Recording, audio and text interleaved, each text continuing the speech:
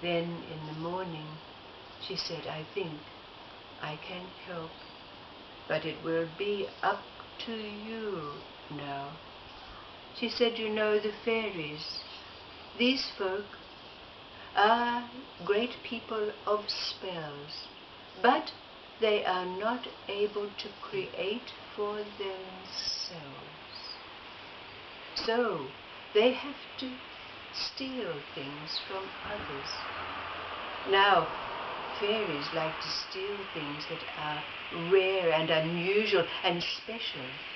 So you have to find two things that are extraordinary, that will allow you first to get entrance into the fairy realms and then to be able to get your baby back. It's up to you. You must find those gifts that are to be given. So the girl set off, and she wandered back into the forest, looking for the path to that mountain which had been seen by the old gypsy woman. And she thought. She cast back in her mind to the memories of the stories, the myths that had been told to her as a child. And one myth somehow she remembered was that of a downy cloak. And then she remembered a golden harp. She couldn't remember the stories, but she remembered that these too were precious and extraordinary articles with great significance. So she had a plan. First of all, she went down to the cliffs, and there she found the old nests of birds, and she collected all the fine down that had been left behind when the babies had left their nests. She gathered a great pile,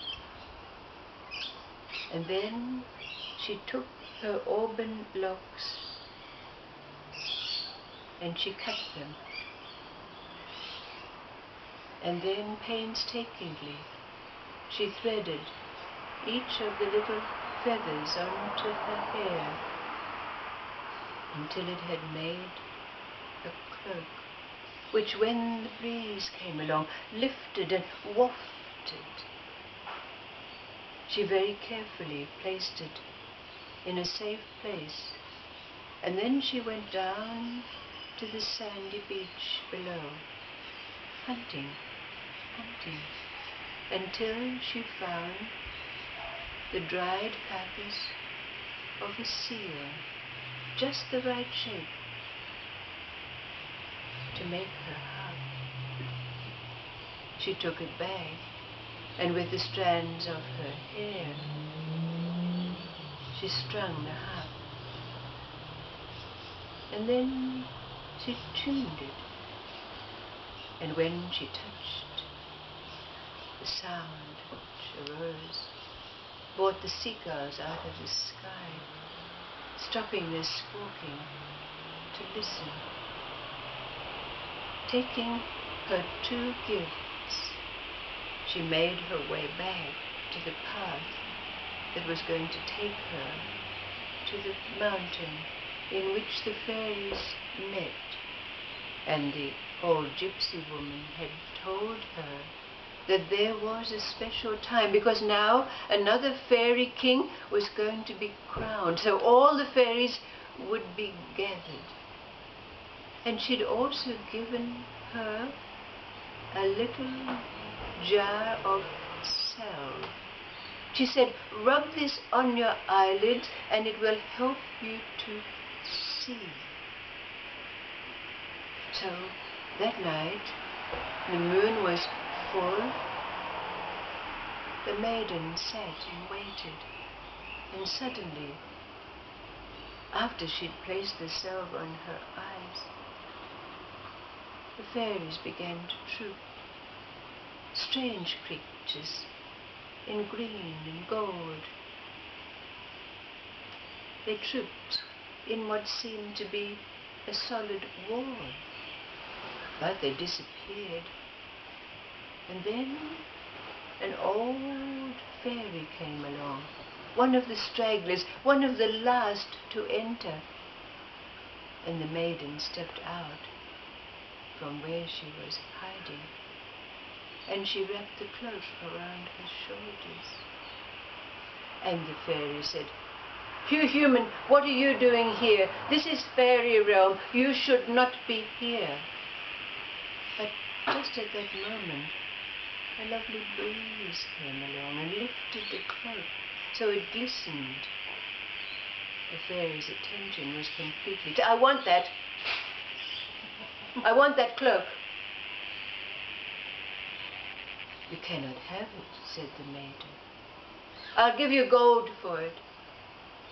"No," said the maiden. "I will only pass it to you if you allow me entrance into your realm." "Give it to me now." But the maiden held onto it closely. "No, when we are in the entrance." So all of a sudden a little flutter of lights came, and there was a door. When they entered in, the maiden passed the cloak over to the fairy lady. Now everyone had gathered round. "What's this human doing here?" But when the old fairy put the cloak around her shoulders, and it wafted, and they saw the glistening down, everyone's attention was taken. They all wanted it. "How much do you want?" And quickly the maiden made her way up where the newly crowned king of fairies was sitting on his throne. "What are you doing here?" said the king. But just at that moment, the maiden began to play the harp. She played an ancient Scottish tune, and everything went silent. The king of fairies was mesmerized by the sound. "I'll give you gold. Take these jewels. You can have what you want. Give me the harp." But the maiden began to play a strident, resonating sound, a sound of great authority. "No," she said, "I will only exchange this harp for my baby boy." Now to the king, a newly crowned king of fairies, a human baby was a precious gift. So he didn't want to part with the child. But the sound of her harp was so strident, so powerful, that finally the child was bought.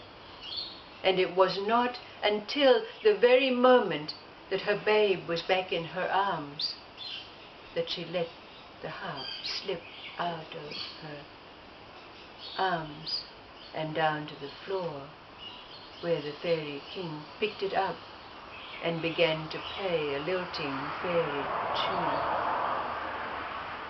All of the fairies gathered around to hear the amazing sound. So the maiden, now carrying her babe in her arms, was able quickly to leave that realm. She hastened through the forest and made her way back to the house of